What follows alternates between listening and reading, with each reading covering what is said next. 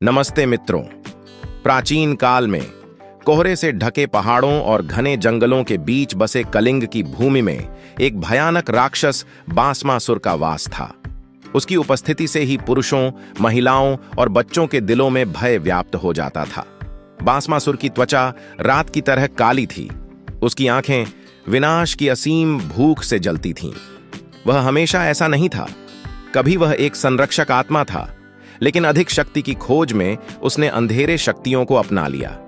उसकी दुर्भावनापूर्ण प्रवृत्ति ने भूमि को बर्बाद कर दिया और उसके लोगों को आतंकित कर दिया।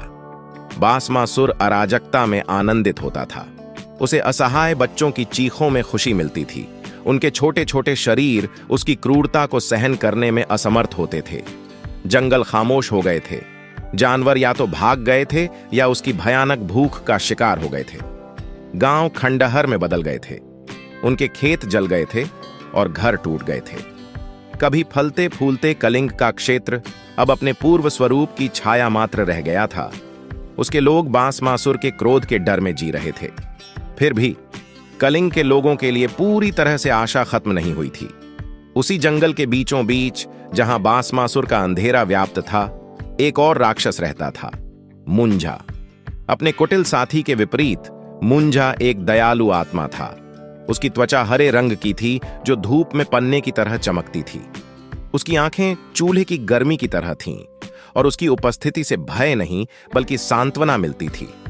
मुंझा हमेशा प्राकृतिक दुनिया का रक्षक था, एक संरक्षक जो जीवन को सभी रूपों में महत्व देता था। वह जंगलों में घूमता था, घायल जानवरों को ठीक करता और जरूरतमंदों की मदद करता। गांव वाले उसकी पूजा करते थे। जंगल में गहरे छिपे छोटे वेदियों के माध्यम से अपना आभार व्यक्त करते थे। मुंझा का दिल उद्देश्य से भर जाता था। जब वह लोगों की देखभाल करता था, उसकी आत्मा भूमि की भलाई से जुड़ी हुई थी। बांसमासुर और मुंझा के बीच संघर्ष अनिवार्य लग रहा था, एक ब्रह्मांडीय संतुलन जिसे बनाए रखना था। गांव वाले हालांकि भय में जी रहे थे, मुंझा पर अपनी आशाएं लगाए हुए थे। वे विश्वास करते थे कि वह अंततः बांसमासुर को चुनौती देगा और उनके कठिन जीवन में शांति लाएगा। मुंझा अपनी जिम्मेदारी से अवगत बांसमासुर की क्रूरताओं को छाया से देखता था। उसका दिल निर्दोषों की पीड़ा से कराह उठता था और वह जानता था कि अब वह एक निष्क्रिय रक्षक नहीं रह सकता। उसे बांसमासुर का सामना करना होगा, लेकिन उसे तैयारी करनी थी। मुंझा अपनी रातें ध्यान में बिताता था, धरती और तारों से शक्ति प्राप्त करता था। वह जंगल के गहरे हिस्सों में बसे प्राचीन आत्माओं से ज्ञान प्राप्त करता था, प्राचीन मंत्र सीखता और अपनी युद्ध कौशल को निखारता। जंगल उत्सुकता से भरा हुआ था। जानवर तनाव को महसूस करते थे। हवा में आसन्न टकराव की ऊर्जा चमक रही थी। ऐसी ही एक रात, जब आकाश खून के लाल चांद से रोशन था, मुंझा ने अंततः कार्य करने का निर्णय लिया। मुंझा अंधेरे के केंद्र में पहुंचा, जहां बांसमासुर ने अपना निवास बनाया था। कभी खूबसूरत खुली जगह अब राख और सड़न का बंजर भूमि थी। बांसमासुर मुंझा की निकटता को महसूस करते हुए छाया से एक दुष्ट मुस्कान के साथ प्रकट हुआ। खैर खैर, अगर यह जंगल का पालतू नहीं है, बांसमासुर ने व्यंग्य किया। उसकी आवाज एक गहरी गड़गड़ाहट थी। क्या तुम उत्सव में शामिल होने आए हो? मुंझा की आंखें दृढ़ता से चमक उठीं। तुम्हारा आतंक का शासन आज रात समाप्त हो जाएगा बांसमासुर। कलिंग के लोगों ने पर्याप्त पीड़ा झेली है। बांसमासुर हंसा, एक कठोर कर्कश ध्वनि। तुम्हें लगता है कि तुम मुझे रोक सकते हो? मुंझा, तुम सिर्फ एक कमजोर हो, दयालुता और दया की मूर्खता से बंधे हुए। बिना किसी और शब्द के मुंझा ने बांसमासुर पर हमला कर दिया। उनकी पहली भिड़ंत ने धरती को हिला दिया। उनकी शक्तियां रात और दिन की तरह थीं, ताकत और जादू के शानदार प्रदर्शन में भिड़ रहीं। बांसमासुर की अंधेरे ऊर्जा मुंझा की जीवनदायिनी शक्ति के खिलाफ बढ़ी, विनाश और नवीनीकरण का बवंडर बनाते हुए। लड़ाई घंटों तक चली। कोई भी राक्षस हार मानने को तैयार नहीं था। मुंझा ने पूरी शक्ति से लड़ाई की, लेकिन बांसमासुर की शक्ति अत्यधिक थी। जंगल कांप उठा। पेड़ मुंझा की जीत के लिए प्रार्थना कर रहे थे।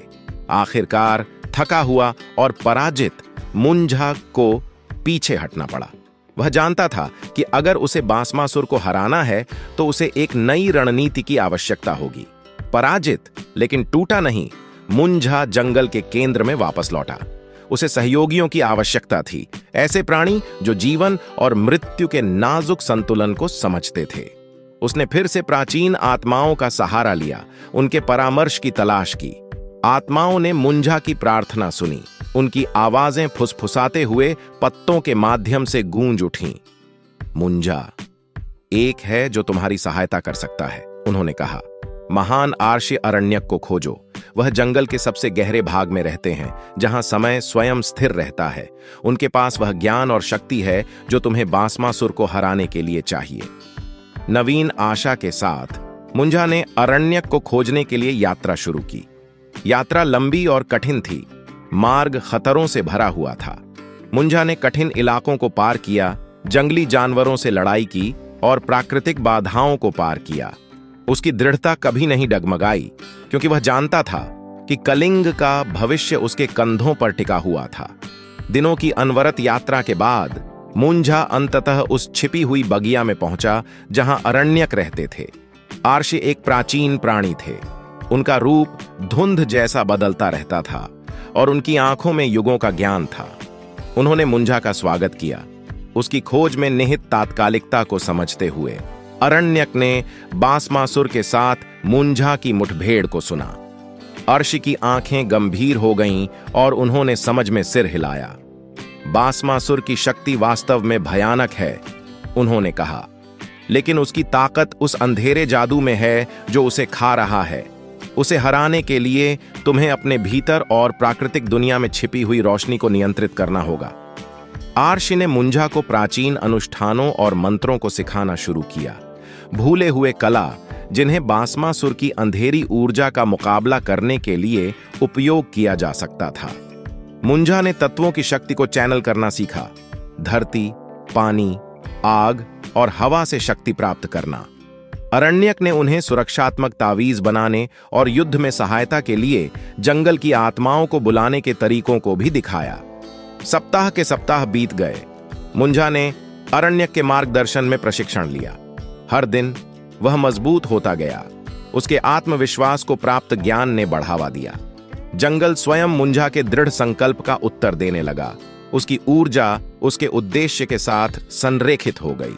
पूरी तरह से तैयार होकर मुंझा कलिंग में लौट आया, बासमासुर का सामना करने के लिए तैयार। गांव वालों ने हवा में बदलाव को महसूस किया। उनके दिलों में नई आशा के साथ उछाल आया।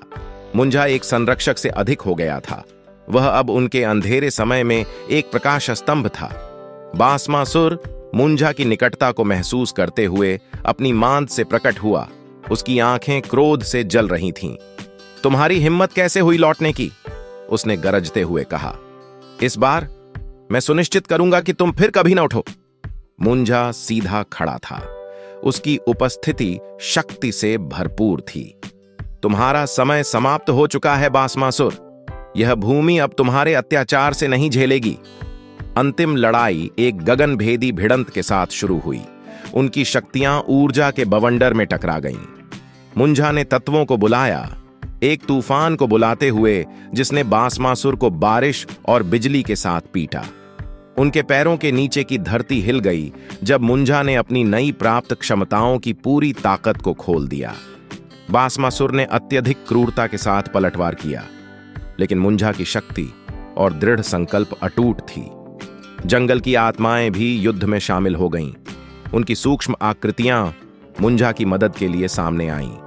दूर से देखते हुए गांव वालों ने अपने संरक्षक की विजय के लिए प्रार्थना की। लड़ाई जारी रही।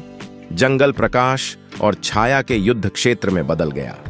मुंझा के हमले अधिक सटीक हो गए। उसकी रक्षा अपार हो गई। बासमासुर अपनी अत्यधिक शक्ति के बावजूद मुंझा और प्राकृतिक दुनिया की संयुक्त शक्ति के नीचे झुकने लगा। एक अंतिम, पृथ्वी को हिला देने वाले प्रहार के साथ मुंझा ने बासमासुर को धराशायी कर दिया। काला राक्षस दर्द से कराह उठा। जैसे ही उसकी आकृति घुलने लगी, उसका काला जादू शून्य में बदल गया। जैसे ही बासमासुर की उपस्थिति को अंततः समाप्त कर दिया गया, भूमि ने स्वयं राहत की सांस ली। गांव वालों ने खुशी से उत्सव मनाना शुरू कर दिया। उनका भय कृतज्ञता और आशा में बदल गया। मुंजा ने उत्सव के बीच खड़ा रहा। उसका दिल गर्व और राहत से भर गया। उसने एक संरक्षक के रूप में अपनी जिम्मेदारी को पूरा किया। कलिंग में शांति को बहाल किया।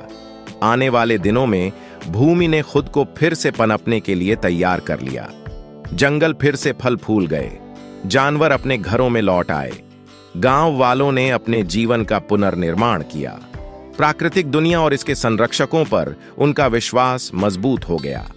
मुंजा ने उनकी देखभाल करना जारी रखा।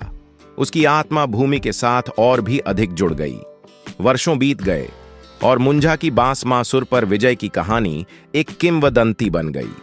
गांव वाले कभी भी उस राक्षस को नहीं भूले जिसने उन्हें बचाया था।